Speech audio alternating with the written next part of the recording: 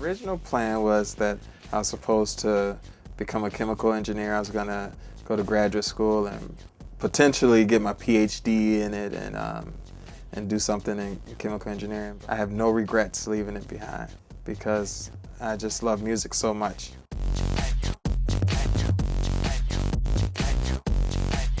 Well, the very first track I ever did wasn't released, and thank God for that, because I don't want to hear it, and I know for sure nobody else wants to.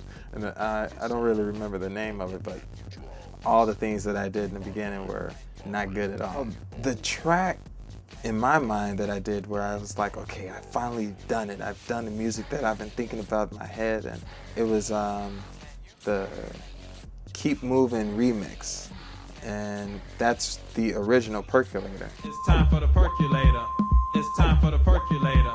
It's time for the percolator. Percolator.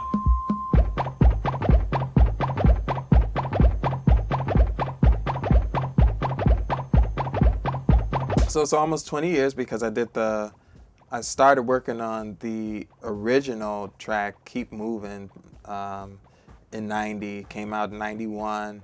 And I did a couple of remixes for that, which came out in 92.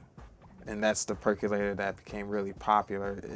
It took a year for it to take off, so by the summer of 93, the Percolator was really popular here in Chicago. Right now the remixers are Major Lazer, the Stiflo, and Switch, Dave, DJ Gampman, we have Bad Boy Bill, Mix and Mark, Reva Star, and DJ Chucky, and I also did a rework of it too.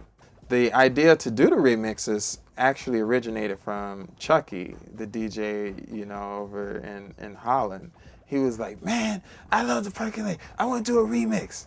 I was like, okay. And so, and then from that, we started to brainstorm and figure out who would be good to add to the package and put it out there for everybody. Until the end, looking for the after party to begin. I'm going down to La La Land. Well, the people that know my story know the things that I've been through. And in the beginning, my stuff was really more so happy or just fun music, because that's what I've always really been about. It's just making good, fun music for the people in the clubs, so that they could just dance their worries and cares away. But when you become an artist, I think all artists have their moments where they do a little bit of soul searching and just trying to find their path and make sense of it all.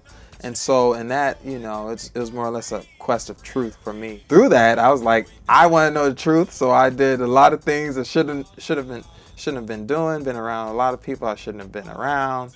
But from it all, I learned, and I made, I just thank God saved me from it all, and I made myself back to a place where I'm truly happy and able to have fun. So that's why my songs are a lot more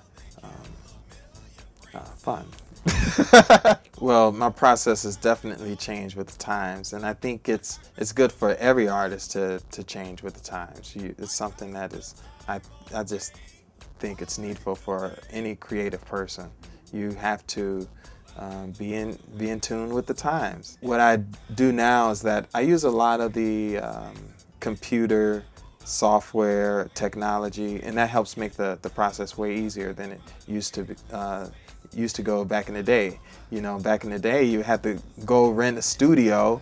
I don't know, anywhere from, maybe you could find something like $25, but I'd say on average $40 an hour up to $100 an hour. I would have my rough ideas together, get to the studio and try to do a whole 4-track EP in like 4 hours because I didn't have the money. So there were a lot more pressures on the artists, I think, because there was that money factor involved.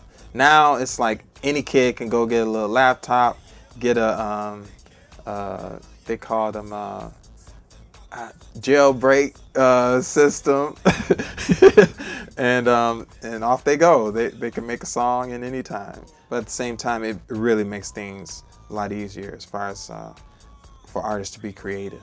Well, for me, I can get very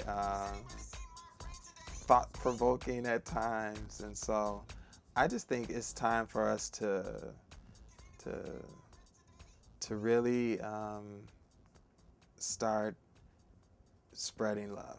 And I honestly say that. It may sound hokey or whatever, but that's where my heart is. So it's time for us to be a lot more loving and and just let things go. It's not worth it.